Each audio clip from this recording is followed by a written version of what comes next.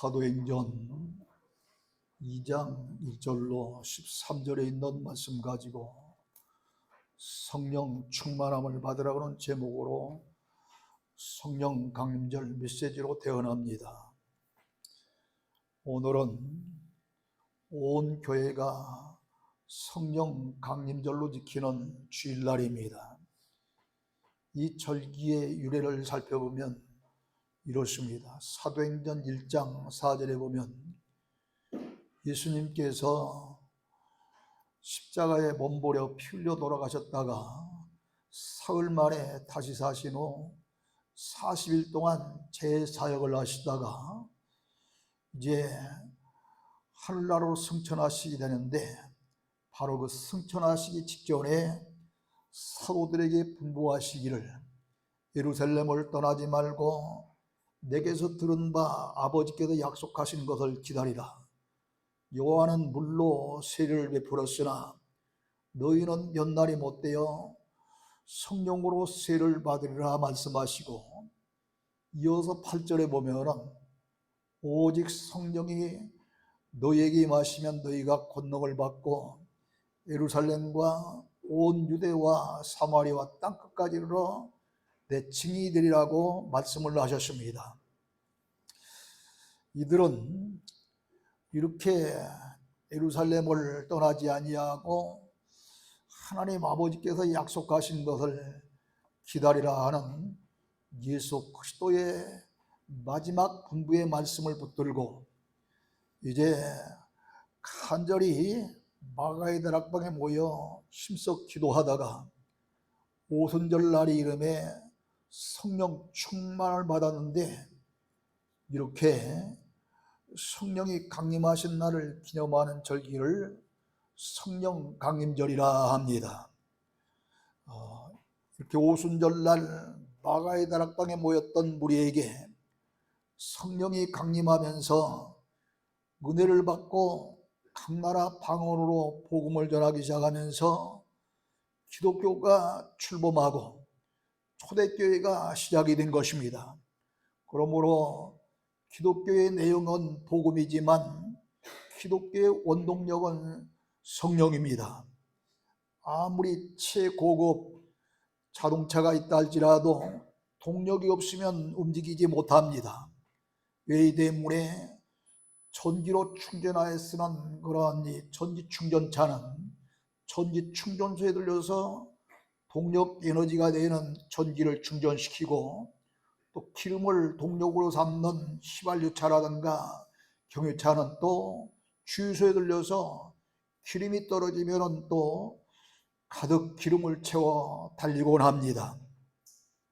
이처럼 기독교가 구원의 복음을 가진 최상의 훌륭한 종교라 할지라도 동력이 없으면 오늘날처럼 눈부실 발전이 없었을 것입니다. 그러나 성령이라고 하는 동력이 있었기 때문에 오늘날 이렇게 세계 각국에 전파되어 많은 사람들이 예수 그리스도를 영접하고 믿게 되는 그런 눈부신 발전이 있게 된 것입니다. 그렇다면은 처음 그 성령이 임하실 때 누구에게 임했는가? 오늘 본문 말씀을 통해서 깨달아 보십시다.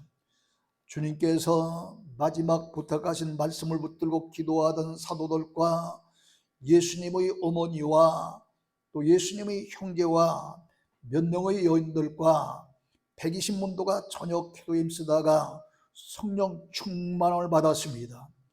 이들은 돈이 많다거나 신분이 높은 사람들이 아니었습니다. 대부분 어부 출신, 세리 출신, 병들었던 환자들, 또 부녀자들, 그저 평범한 사람들이었습니다.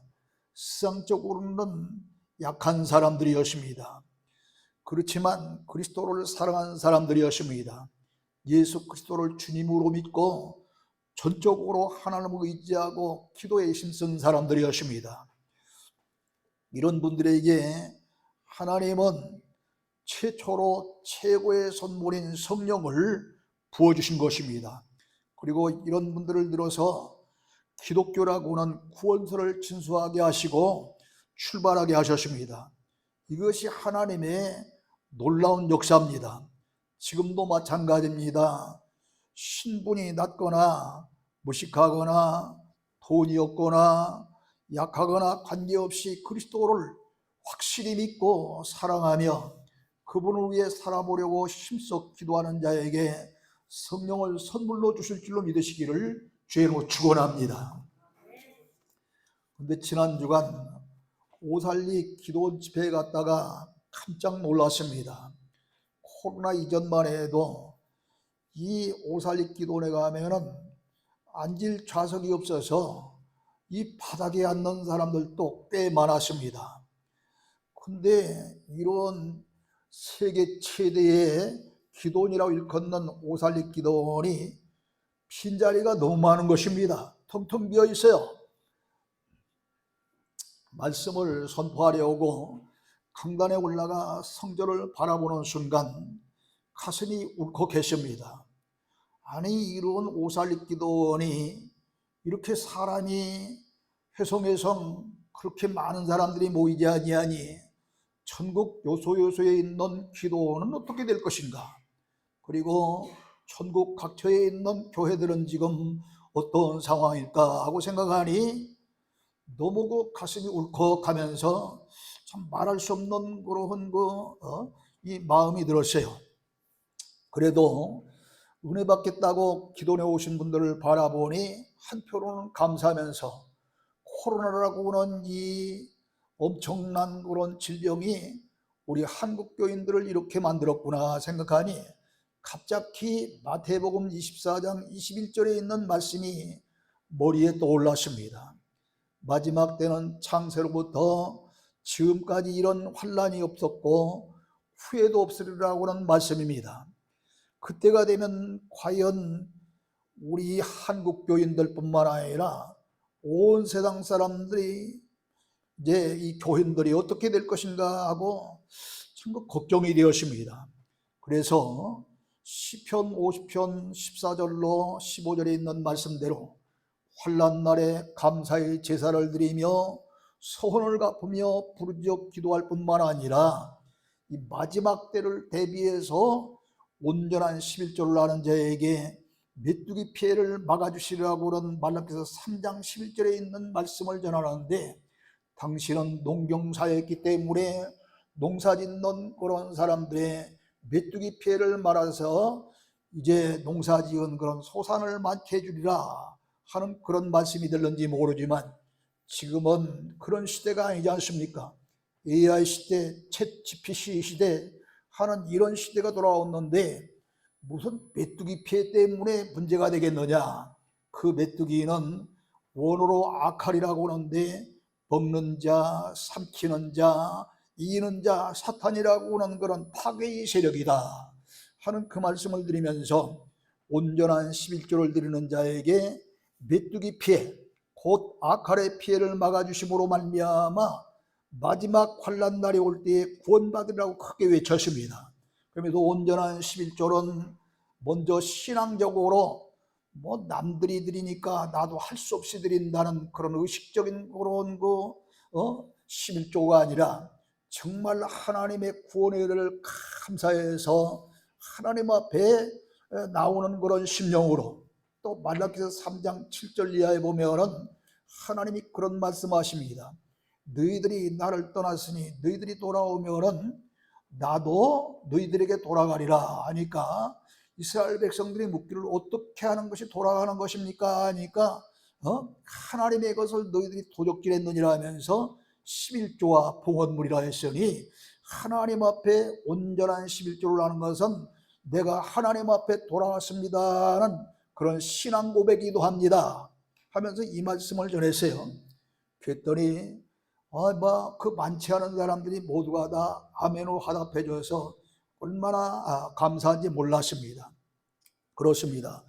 성령은 누구든지 예수 그리스도를 주님으로 믿고 힘써 기도하는 자에게 임하며 권능을 주시어서 환난을 극복하고 이기게 하는 줄로 믿으시기를 주의 이름으로 축원합니다. 그 다음에 성령은 오늘 본문에 보면은 언제 임했습니까? 오순절날 성령이 임했다 그랬습니다. 오순절 날은 굉장히 의미 있는 그런 날입니다. 먼저 시내산에서 하나님께서 모세에게 율법을 주신 날입니다. 세계 나라마다 다 법이 있는데 이 법이 바로 모세에게 시내산에서 하나님께서 주신 그런 이 모세의 율법을 기초한 것입니다. 이렇게 모든 법의 모체가 되는 하나님의 율법을 주신 날이 오순절 날입니다. 둘째로 이 날은 맥주절이기도 합니다. 이 날은 6월절이 지난 50일째 되는 날로 첫 곡식, 그리고 다시 말하면 곧 첫 열매를 드리는 맥주절로 20세 이상의 유대인 남자들은 예루살렘에서 20리 이내에 산다 보면 다 예루살렘으로 상경해서 절기를 지키되 하나님 앞에 성대하게 제사를 드리며 감사하며 온 백성이 기뻐하는 날입니다. 근데 왜 오순절이라고 하느냐 하면은 이스라엘 백성들이 이제 어린 양의 피로 말미암아 출애굽할 때에 장자들이 무사히 죽음의 그런 사자 앞에서 살아나서 그리고 홍해바다를 건너 애굽에서 광야에 나오게 되잖아요. 이런 6월절이 지난 후 50일째 되는 날입니다. 근데 이스라엘들은 이 10일을 일순, 20일은 이순 이렇게 하니까 50일째 된 날이니까 오순인 거예요. 그래서 오순절이라 그럽니다. 바로 이 날은 이와 같이 이스라엘 백성들이 각국 여러 나라로 흩어져 살고 있는데 20리 안팎에 있는 그런 20세 이상의 남자들은 다 모여서 하나님 앞에 제사하며 또 감사하며 기뻐하는 날이다 이 말. 세 번째로 예수님이 승천하신 후 10일째 되는 날이기도 합니다. 또 이 사도들과 예수님의 어머니와 형제와 몇 명의 여자들과 120문도들이 하나님 앞에 간절히 기도한 지 열흘째 되는 날입니다. 10은 예로부터 완전하다고는 의미로 완전수라고 그렇게 말합니다. 그러므로 성령의 은혜를 받기까지 완전히 끝까지 기도했다는 뜻입니다. 계시록 2장 10절에도 10일 동안 너희들이 환난을 받을 터인데 그때 죽도록 충성한 자에게 생명의 관을 주리라 그랬습니다. 그러니까 여기서 이 10일 동안도 꼭 날짜의 개념뿐만 아니라 참 말할 수 없는 그런 환난 때에 그 환난을 이기는데 끝까지 참고 견디는 자에게 생명의 관을 준다는 말씀이에요. 또 바벨론 포로 시대의 느부갓네살 왕 때의 일입니다. 이스라엘 왕족과 또 기록 가운데 흠이 없고 용모가 아름답고 지혜와 지식이 뛰어나 학문에 익숙해서 왕궁에 설만한 그런 소년들을 골라 3년 동안 왕이 주는 음식과 포도주를 마시게 하며 또 쓸 것을 주어 가르치게 했습니다. 근데 그 가운데 누가 들어있었느냐 하면은 그 유명한 다니엘과 그의 세 친구들이 그 가운데 들어있었던 거예요. 그런데 그때 다니엘서 1장 12절에 보면 다니엘이 그런 말을 합니다. 청하오니 당신의 종들을 열흘 동안 충분히 시험하여 채식을 먹게 하고 물을 주어 마시게 한 후 왕의 음식을 먹는 다른 소년들과 비교하여 우리를 택하라 말했습니다. 그러니까 다니엘과 다니엘의 이 세 친구 도합 4명은 왕이 준다고 하는 음식도 거절하고 채식도 거절하고 또 포도주도 금하고 왕 주는 쓸 것도 거절하고 열흘 동안 시험해봐라 이 말이야. 그들과 시험해서 다른 사람들보다 우리가 조금이라도 부족한 점이 있으면 우리를 버리고 그와 똑같거나 나으면 우리를 채용하라는 이야기죠. 열흘 후에 보니까 오히려 왕이 준 그런 음식을 먹고 포도주를 마시고 쓸 것을 공급받았었던 그들보다도 다니엘과 그의 세 친구들이 더 윤택해지고 몸이 튼튼하고 강건하여 하나님 앞에 쓰임받던 이 왕 앞에 쓰임받는 놀라운 역사가 일어난 줄로 믿습니다. 이처럼 우리가 어떤 목적을 위해 기도할 때에 한두 번 기도해서 응답이 없다고 거기서 포기하고 낙심할 것이 아니라 이루어질 때까지, 어쩌면은 저 불의한 재판장 앞에 나갔던 원한 맺힌 그런 홀로 사는 이 과부처럼 이루어질 때까지, 은혜를 받을 때까지 끝까지 하라는 것이 바로 이처럼 이 10일이라고는 그런 뜻을 가지고 있는 거예요. 그래서 이 오순절날 이 되기까지가 기도하기 시작한 지가 10일째 되는 날인데, 10일째 되는 날이 바로 이와 같이 사도들과 예수님의 어머니와 예수님의 형제들과 몇 명의 여자들과 120문도들이 저녁 기도에 쓰다가 열흘째 되는 날 이와 같이 성령 충만을 받았다는 이야기는 이토록 최선을 다해서 온 마음을 다해서 뜻을 다해서 기도했기 때문에 오순절날 성령 충만을 받았다는 말씀입니다. 네 번째, 이날은 주일날입니다. 이래 중 첫날인 주일날입니다. 예수님이 십자가에 달려 돌아가셨다가 사망의 권세를 이기시고 부활하신 날도 주일입니다.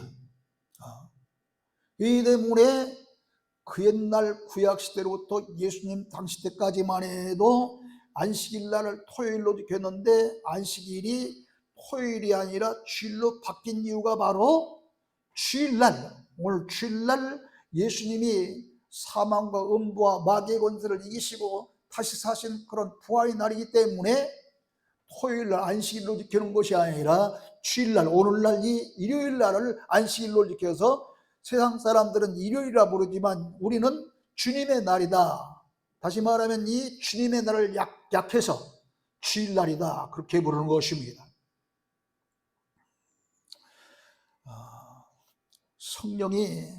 근데 성령이 강림하신 날도 바로 이 주일날이에요. 그러므로 주일은 생명의 날입니다. 세상 사람들은 주일은 똥치는 날이라 생각하고 밖으로 막 여행 가고 피크닉 가고 뭐 별짓 다 하잖아요. 그러나 우리는 이 주일날 여행 가는 날 안 해요. 피크닉 가는 날 안 해요. 다른 세상 볼일 보러 가는 날이 아니라 하나님의 성전 앞에 와서 하나님 앞에 간절한 마음으로 믿음을 다하고 뜻을 다하고 정성을 다해서 예배하고 찬송하고 기도하고 전도하며 하나님 뜻대로 살기 위해서 몸부림치는 그런 주의 날인 것입니다.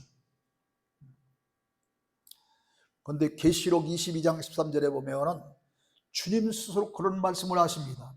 나는 알파와 오메가요, 처음과 마지막이요, 시작과 마침이라 그러셨습니다.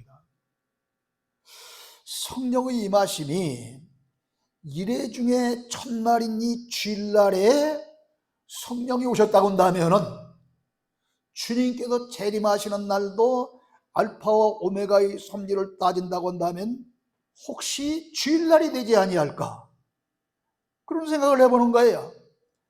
그러므로 주일날은 꼭 빠짐없이 교회에 나와 하나님께 예배하며 은혜 받는 날이 되시기를 주의 이름으로 축원합니다.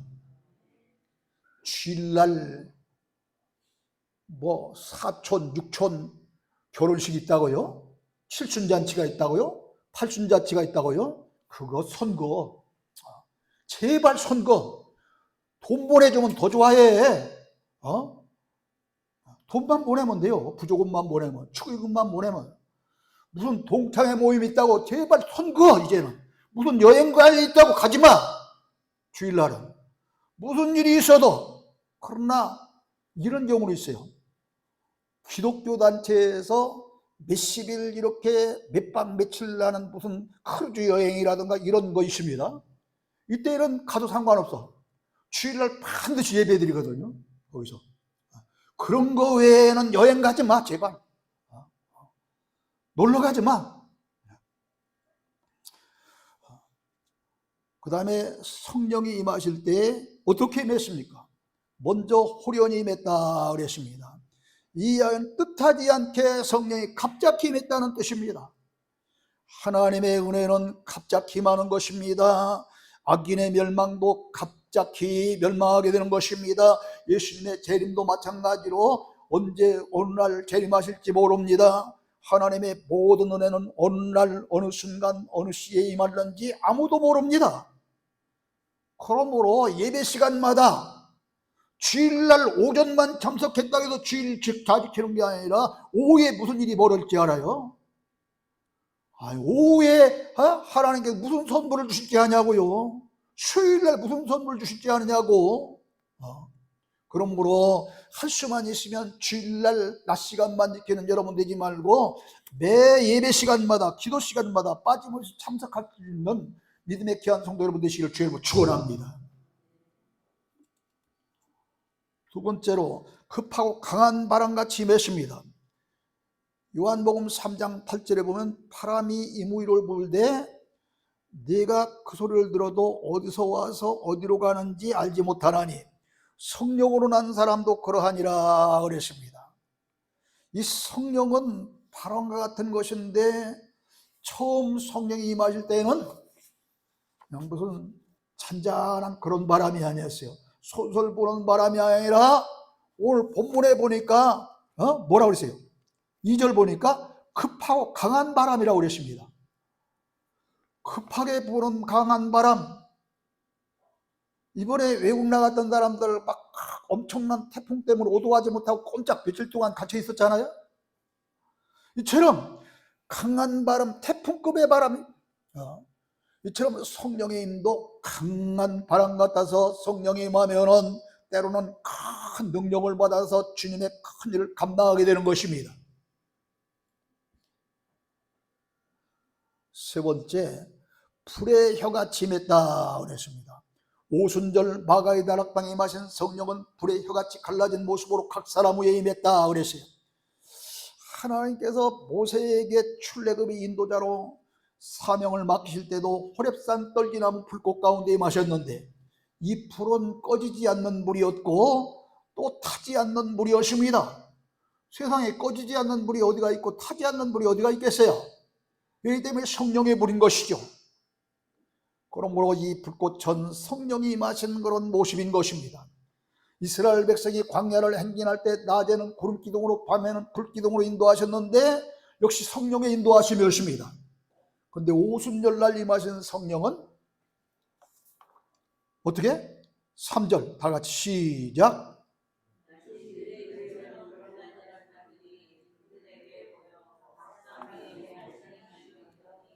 아멘. 오순절날 임하신 성령은 불이 혀같이 갈라지는 것으로 보였어요. 그 이유는 사도행전 1장 8절에서 오직 너희에게 성령이 임하시면 권능을 받고 예루살렘과 온 유대와 사마리아 땅까지로 내 증인이 되리라는 말씀을 볼 때 혀에 복음을 전할 수 있는 능력을 주셔야 그리스도의 증거의 역할을 감당할 수 있기 때문에 오순절날 임하신 성령이 불이 혀같이 갈라진 모습으로 보인 줄로 믿습니다. 그러므로 우리도 불이 여와 같은 성령 충만을 받고 주님의 증인의 역할을 잘 감당할 수 있는 믿음의 성도가 되어야 될 줄로 믿습니다. 근데 성령이 임한 결과 어떻게 되었습니까? 창세기서 11장 1절로 9절에 보면은 노아 홍수 때 깜짝 놀랐던 이스라엘 백성들이 신할 평지에 다 모여서 이제 노아 홍수를 생각하면서 인위적으로 성을 높이 쌓으면 홍수가 아무리 많이 진다 하더라도 높은 꼭대기는 홍수 피해가 없을 거 아니에요. 그래서 하늘이 닿도록 바벨탑을 쌓기 시작했습니다. 그런데 이런 인위적인 그런 구원을 꾀할 때 하나님께서는 그들에게 본래 한 가지 언어였는데 그 언어를 혼잡케 하심으로 말미암아 바벨탑을 중단시키고 다 흩어져 나서 각국 각 민족이 되게 하셨습니다. 그런데 본문 9절로 11절에 보면 이렇게 흩어졌던 사람들이 각국에서 모여온 그런 사실을 알 수 있습니다. 이들이 다 언어를 흩어져 놨기 때문에 각국마다 언어가 다르잖아요. 그런데 이들이 다 알아들을 수 있도록 각국 방언을 주셨어요. 그런데 이 방언하는 사람들은 누구냐? 바로 예수님의 제자였던 사도들입니다. 이들이 어떤 사람은 여기 오늘 말씀 가운데 보면은 이제 8절로부터 아니 9절로부터 어떤 사람은 바데인, 메데인, 엘레아민 뭐 이렇게 쭉 나오잖아요. 이런 각국말로 시작을 하는데 이 예수님의 제자들은 대부분 어부 출신입니다. 불황무식한 사람들이 많은데 어떻게 이 외국말을 할 수 있습니까? 하나님의 능력을 성령을 통해서 부어주시니까 이 외국말을 하게 되는 거예요. 참으로 놀라운 일입니다. 그리고 불황무식했던 베드로는 오순절날 성령을 받고 놀랍게 지성을 가진 그런 제자로 변했습니다. 그래야 14절 이하에 보면은 대설교가 되어서 강박한 유대인들이 마음을 변화시켜 하루에 3,000명이 넘는 사람들에게 세례를 받고 사도들의 가르침을 받으며 떡을 떼며 기도하기에 힘쓰면서 초대교회의 부흥의 역사가 불같이 일어났습니다. 사도행전 3장에 보면은 제9식 기도 시간에 베드로와 요한이 성전에 올라가다가 성전 미문에 앉아서 구걸하고 있는 40년 된 안진뱅이를 봅니다. 그를 향해서 나에게 우리에게는 금과는 없지만 네게 줄 수 있는 것이 있으니 그러면 나사렛 예수 이름이다. 그러면서 나사렛 예수로 걸으라 하니 40년 된 안진뱅이가 벌떡 일어난 놀라운 역사가 일어났습니다. 또 사도행전 4장 11절에 보면 다윗이 쓴 시편 118편 22절에 있는 건축자가 버린 돌이 진모퉁의 머릿돌이 되었나니 이는 여호와께서 행하신 것이 우리 눈에 귀한 바로다 하는 말씀이 시편 118편 22절에 있는데 천년 세월이 지나도록 이 말씀이 어떤 말씀인지 푸는 사람이 아무도 없었어요. 그런데 성령 충만함을 받았던 이 베드로, 성령 충만 받기 전만 해도 불황무식했던 이 베드로였는데 어떤 하나님의 지혜를 받았는지, 어떤 하나님의 놀라운 총명을 받았는지 이 베드로가 이 말씀을 푼 거예요. 사도행전 4장 11절에 뭐라고 하냐, 이 예수는 건축자들이 버린 돌로도 진모퉁이의 머릿돌이 되었느니라 명쾌하게 풀면서 복음을 전한 줄로 믿으시길 바랍니다. 성령이 임하면은 이런 놀라운 역사가 일어납니다. 어떤 사람은 막 기쁨이 충만합니다. 소망이 생깁니다. 힘이 생깁니다. 살맛이 나는 거예요. 예수님의 제자들은 3년 동안 예수님을 따라다니며 신적인 권능으로 표적을 행하실 때마다 두 눈으로 직접 보기도 했고 하늘나라 진리의 말씀을 선포할 때에 감탄도 했고 섬기는 종의 모습으로 제자들이 발을 닦아줄 때에 한없는 존경심도 가졌지만 그가 오시리란 그리스도인 줄 전혀 몰랐습니다. 제자들도. 그러나 요한복음 14장 26절에 보면 보혜사 곧 아버지께서 내 이름으로 보내실 성령 그가 너희에게 모든 것을 가르치시고 내가 너희에게 말한 모든 것을 생각나게 하시리라 하신 말씀대로 성령 받고서야 예수님이 우리란 그리스도인 줄로 알고 고백한 줄로 믿으시기를 바랍니다. 사도 바울은 예수님을 아는 지식이 너무도 고상해서 세상 지식도 지위도 배설물처럼 여기고 순교하기까지 복음을 전했는데 우리 가운데에는 세상에 명문대학을 나왔다고 거만해지고 세상에 권세를 얻다고 권력을 남용하다 철창신을 지고 사는 사람들이 얼마나 많습니까? 그러나 성령의 능력을 받으면 신령한 계시의 영이 열려 성경 어디를 보아도 그리스도를 알게 되어 있어요. 예수 그리스도를 아는 것은 신학적인 철학적인 그런 지식으로 하는 것이 아닙니다. 성령이 조명해 주심으로 영의 눈이 열려야 할 수 있습니다. 목요일 날이었습니다. 지난 목요일 날. 제가 핸드폰으로 오는 전화는 잘 받아도 교회에 일반 전화로 오는 전화를 잘 안 받아요. 그 이유가 뭐냐 하면은 대부분 무슨 여론조사하는 그 전화가 일반 전화로, 교회 전화로. 아니면 이름도 없는 도대체 알 수 없는 그런 이상한 단체에서 돈 달라고 하는 전화야. 그 제대로 주는지도 모르거든요. 아는 단체에도 줄 때가 많은데 다 못 주는데 모르는 단체 무슨 단체 알지도 못하는 잘 안 받아. 근데 이상하게 그 전화를 받고 싶을 때 있을 때는 꼭 저한테 오는 전화예요. 그 전화를 받고 싶어서 받았더니 놀랍게 오살리 기도원 집회 때 만난 어느 목사님이에요.